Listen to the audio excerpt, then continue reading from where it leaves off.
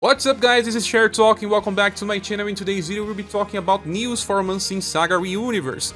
Just got the announcement of double banners for Game SaGa styles. Well, the first banner has Romancing Festival Arthur, and Arthur is a boss specialist but also a farmer. Gloria can use it on boss fights and farming, and Talon is a very limited farmer with access to a heal spell for Remembrance. The second banner is Romancing Festival Sharon, and then this one brings Sharon, Curtis, and Lara. Sadly, those are the last styles for all of these characters, not the same for Arthur and Talon though. We already have the information about Arthur, we'll be talking about them in a few, and there's also the announcement of the story update, the Anarch episode number 8, Undying Equal of Wings. So these characters are related to the main story, hence why we're getting these banners. Now we'll be moving to Reddit because, as always, Hands483 just posted it translated information on the video from the Taiwanese community comparing to the JP counterpart of all of these units. Thank you so much for always doing this amazing job. And they did a very nice buff to Arthur. Well, they increased his STR, endurance, and will. That already shows that he is now a better bosser. And agility is okay, other status don't matter as much. His first passive, he gets a guaranteed chase with A power for any single target attack that he performs. That's something nice because, well, we have characters like Leon and also Silver, and they need to charge in order to get chase attacks, but they already start with at least one chase in some of their styles. So he does not lose LP contrary to those two styles. Depending on fights like the egg fight, this Arthur can actually perform well, just like we were using Chooser back then.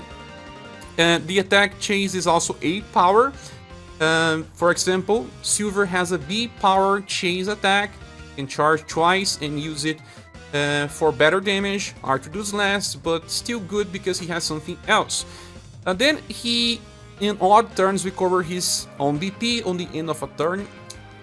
They really missed the ball here. He could have just get something like plus BP and plus very small healing and attacking. That will allow him to get 2 BP per turn and also 4 healings in 4 turns. That would be better, but they decided to give him a small effect healing on the end of even turns as well. So what you get is BP, small heal, BP, small heal. The healing is nice because he'll be recovering like 1000, that means he's pretty defensive and won't die easily or need to be healed manually. Then he has high protect tension and fired up 7, for a total of 60% damage increase and 30% damage reduction. Endurance and will are pretty nice, so you can use it on Remembrance and even hard challenges. It actually works. Skill number 1 is a 0 BP skill with D power Slash and Sun. Before he even attacks, he buffs his STR by up to 25%, then he attacks. That means that the attack will do more damage, and then he will always chase with the A power attack. Remember that A power attack will be on rank 1. But very nice because he can stack STR buffs before he can actually nuke if he wants. Skill number 2 is an 8 slash and blunt attack with critical to undeads and demons. Well, demons and undeads are usually weak to blunt instead of slashed, so that will increase the damage output, but, well, his BP generation does not make much sense to use this skill, in my opinion. It works better just by inheriting it back to the older version of Arthur. Then skill number 3, we have a single target triple S attack that is slash damage and applies defense down to the target. It lasts for 2 turns. This will increase your damage output by 5%. Triple S with 9 BP, it's okay. It's nice because it's fast and he will always chase so that he can be used as a farmer against bosses in events, and will also be useful for hard challenges. When you get to overdrive, for example, you will apply the defense down before other people attack. You can actually choose to just stack many STR buffs, and then when you reach close to 20 BP, you use skill number 3 many times. Damage will be very nice because you have high STR, your chase and skills for damage. Well, Arthur is a candidate for triple S grade because he gets close to Silver potential. Does not beat Silver, but gets pretty close. So if you don't have Silver with the Vandalize inheritance, you need at least the Global Axis style or the UDX style. This is a very nice option for bossing. Then moving on, we have Gloria, and they did some strange buffs to her. She got better defenses, endurance, view, and even intelligence.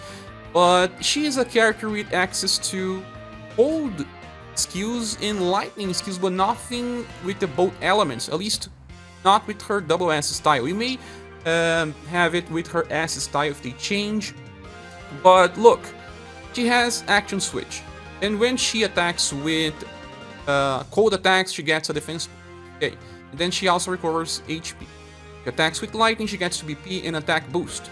Okay, but look, none of the skills have both effects. What she does have is a chance, 50% off just attacking with lightning. This is a very weak attack. It has, if I remember correctly, power. And then she also has 50% chance to chase with a B power attack that has cold. So one has lightning and one has cold. So she actually wants to trigger more of her action switch by the chase attacks. 50% chance of each. It's nice. I think it is, but the damage is not so high. If we compare this to what we got with Bertrand. Bertrand has a healing effect on the skills. It's much better effect than Gloria. Then she has Fired Up 7. Just see that she does not have any damage reduction passive. On turn 1, she has to trigger defense boost from the cold attacks. She eventually becomes defensive, but not on turn 1.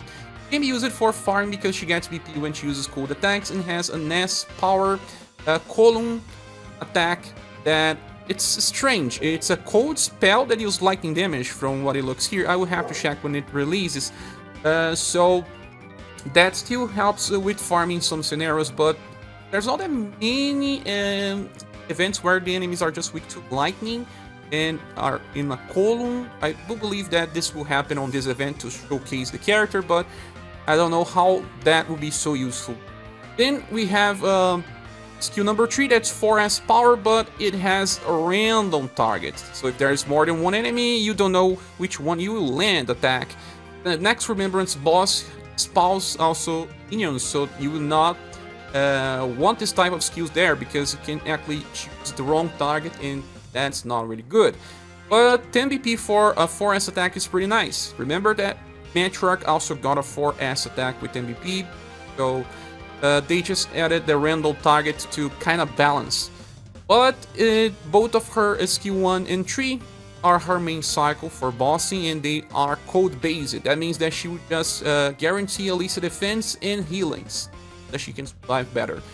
And you mostly just be focused on the lightning chase attack to get the BP and attack boost. So I don't think she's very good. She's actually too strange. There's no future style of this character as well.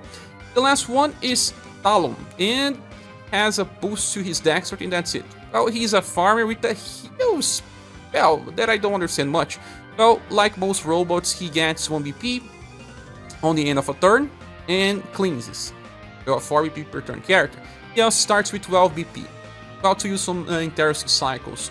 Then the skill number 2, he has 50% damage increase on the start of a round and Fired Up 7. So a total of 90% damage increase for farming. Starts with 12 BP, gets 4 BP per turn.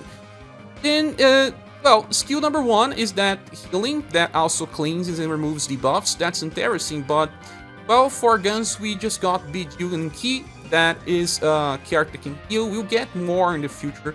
Even the next Talon has a full AoE healing and does not use LP, uses limited usage, and it's pretty far, but just to say that there's more in the future. And skill number 2 is delayed attack with lightning and shadow damage. So for farming, you don't want to use this, right? And then on turn 2, he can use this double S power attack with heat and lightning. 2 elements together are pretty unique. Nice that it's fast, but what does he do after that? Nothing. You need to have the other Talon in order to use something like a 4 BP AoE attack, or you can actually switch between the 2 styles for different inheritances, but well, it's a very low value character in my opinion. This banner is all about Arthur becoming a much better character compared to his JP counterpart, and he becomes a strong damage dealer for bossing, remembrance, and even farming. But I wonder if it's worth to pull on this banner for just Arthur alone. This banner, I'm not entirely sure, but I believe it will be either a bronze plus or a silver minus award, just because of Arthur. The other two characters are totally easily skippable. Then the other two characters will receive SS plus or S grade, nothing more than that, and that's my opinion. What is yours? Please see here in the comment section. Thank you so much for watching this video. When we get information about this other banner, I'll be making another video tomorrow. And I see you again on the next video or next live stream. Bye.